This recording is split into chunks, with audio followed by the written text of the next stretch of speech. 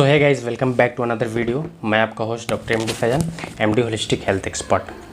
दोस्तों, आज की इस वीडियो में हम लोग जानेंगे ब्लड इन स्टूल, यानी लैट्रिन में खून आने का कारण क्या है, इसका लक्षण क्या है, इन्वेस्टिगेशन यानी कौन कौन से जांच इसमें कराया जाता है, और लास्ट में हम लोग जानेंगे कि ट्रीटमेंट प्रोटोकॉल क्या क्या अवेलेबल है। अभी तक आप चैनल को सब्सक्राइब नहीं किए होंगे तो प्लीज़ से चैनल को सब्सक्राइब कर लें, बगल में बेल आइकन होगा दबा के नोटिफिकेशन ऑल पे कर लें ताकि मेरा जो भी नया नया अपडेट होगा सबसे पहले आपको मिलेगा।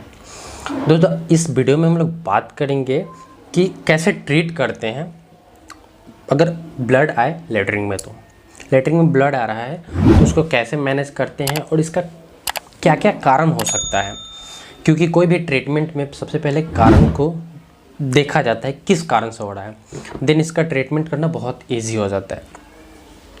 तो हम लोग पहले बात करेंगे कि कौन सा कारण से ब्लड में स्टूल आता है, क्योंकि अगर ब्लड में स्टूल आए तो पेशेंट एज ए पेशेंट बहुत घबरा जाते हैं कि क्यों ब्लड आता है, और घबराने के साथ साथ 90% ये मान के चलते हैं कि बवासीर का प्रॉब्लम है। बट ये ऐसे बवासीर का सालों साल इलाज चलता है और बाद में पता चलता है बहुत सारा क्रोनिक बीमारी हो गया। इसका हम कहानी आपको नेक्स्ट वीडियो में बताएंगे, जो मेरे साथ 2-3 पेशेंट के साथ घटा है। स्टूल में ब्लड आ रहा है, बट वो सालों साल पाइल्स का ट्रीटमेंट ले रहे हैं और उनका जांच कराने के बाद कुछ और निकला। तो ये हम आपको नेक्स्ट वीडियो में एक्सप्लेन करेंगे, क्योंकि ये वीडियो बहुत लंबा हो जाएगा अगर वो चीज़ हम एक्सप्लेन करें तो आपके लिए हम नेक्स्ट वीडियो में लाएंगे कि इसके डायग्नोसिस में क्या क्या प्रॉब्लम क्रिएट होता है।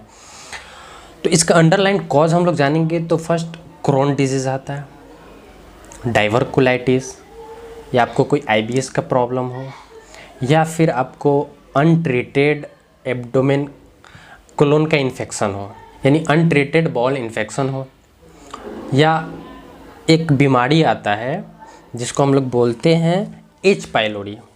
H. पाइलोरी के इन्फेक्शन में भी ब्लड आता है। फिर प्रोक्टाइटिस, स्टमक अल्सर या रेक्टम पोलिप्स ही आता है। रेक्टल पोलिप्स भी के कारण से भी ब्लडिंग हो सकता है, या सीवियर कॉन्स्टिपेशन के कारण क्या होता है कि जो एनस होता है, एनस के द्वार पे स्क्रैच आ जाते हैं, उसके वजह से ब्लड स्टूल के साथ या अधिकतर स्टूल के साथ ही आते हैं।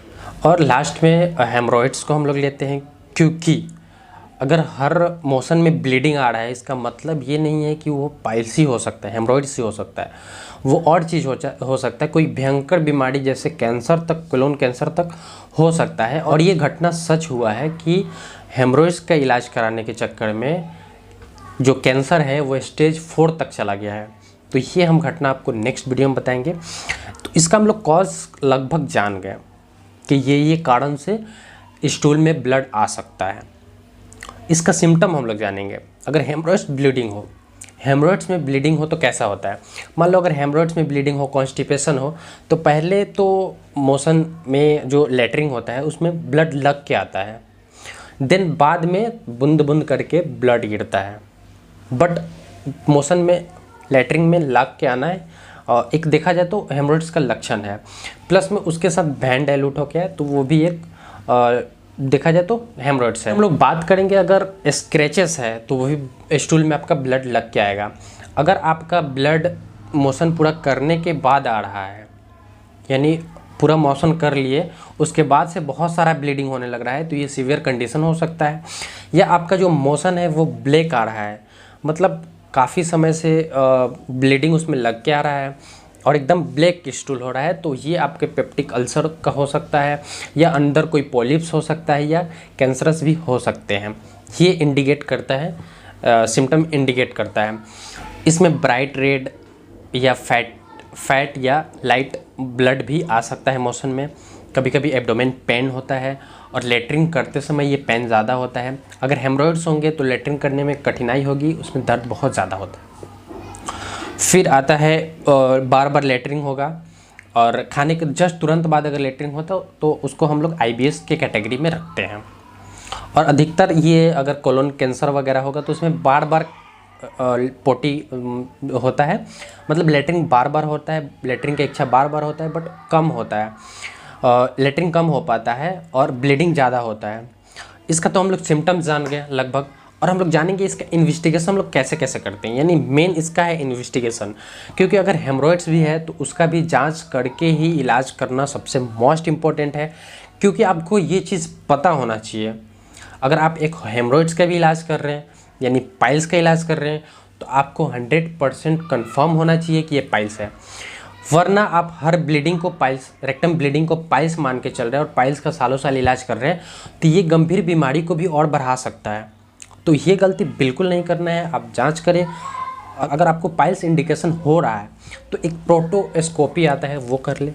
प्रोक्टोस्कोपी ज़्यादातर हम लोग फिजिकल एग्जामिनेशन करते हैं। फिजिकल एग्जामिनेशन हो गया, फिर आपका क्लोनोस्कोपी हो गया, फिर सिटी एंजियोग्राफी हो गया, सॉरी सिटी इंटेरोग्राफी हो गया, कभी कभी सिटी इंटीग्राफी किया जाता है, एच पाइलोडी का टेस्ट किया जाता है, IgG IgM, CBC, BTCT, PTINR, LFT, KFT, ये सब देखा जाता है, चेक किया जाता है कि कोई मेटाबॉलिक सिंड्रोम तो नहीं है या कोई आपका फंक्शनल गड़बड़ी तो नहीं है, ये चेक किया जाता है इन्वेस्टिगेशन में।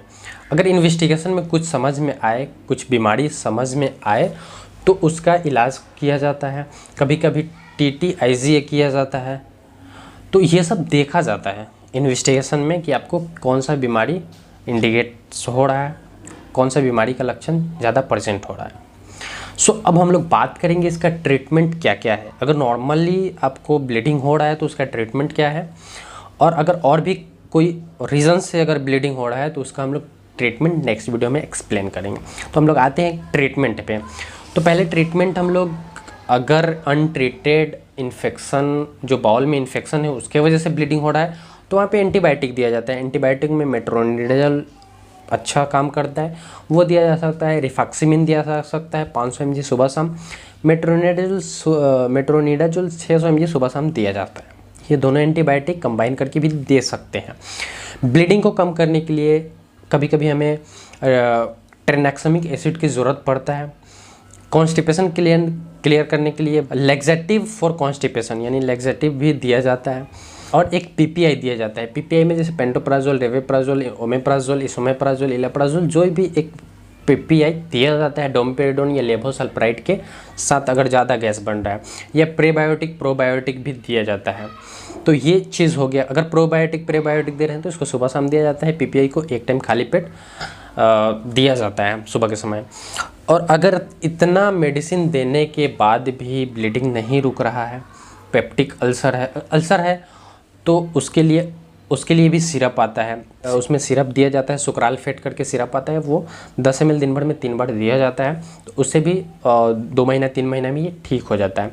अगर कोई अंडरलाइन कॉज नहीं है, फिर भी स्टमक में से ब्लीडिंग हो रहा है, कहीं रप्चर है या अल्सर है, और दवा देने के बाद भी अगर नहीं ब्लीडिंग रुक रहा है तो वहाँ पे कुछ अदर टेक्निक भी यूज़ किया जाता है, जैसे ब्लड कोगुलेशन थेरेपी, ये भी किया जा सकता है। फिर लिगासन क्लिप किया जाता है, क्लिप से बांध दिया जाता है उसको। फिर एंजियोग्राफी एम्बोलाइजेशन किया जाता है, जिससे ब्लीडिंग रुकने का चांस बढ़ जाता है। इससे कई हद तक 90% ब्लीडिंग रुक जाता है। इसके बाद अंडरलाइन कॉज का पता करें, कहीं कोलन में कैंसर तो नहीं है या पॉलिप्स तो नहीं है, ये सब देखा जाता है। अगर ये चीज़ नहीं है तो फिर ज़्यादा टेंशन लेने की ज़रूरत नहीं है। क्रोन डिजीज़ है, उसका भी मेडिसिन है। बहुत सारे बीमारी जो रिप्रेजेंट करते हैं इससे, उसको देख के और मेडिसिन लॉन्ग टर्म में दे के, और ये ब्लड में स्टूल आना ठीक हो जाता है। तो अगर आपको ब्लड में स्टूल है तो एकदम से बिल्कुल बवासीर बोल के इसको नहीं बैठे। इसका ट्रीटमेंट बहुत इंपॉर्टेंट है और इन्वेस्टिगेशन भी साथ ही ज़रूरी है, तो ज़रूर से कराएं।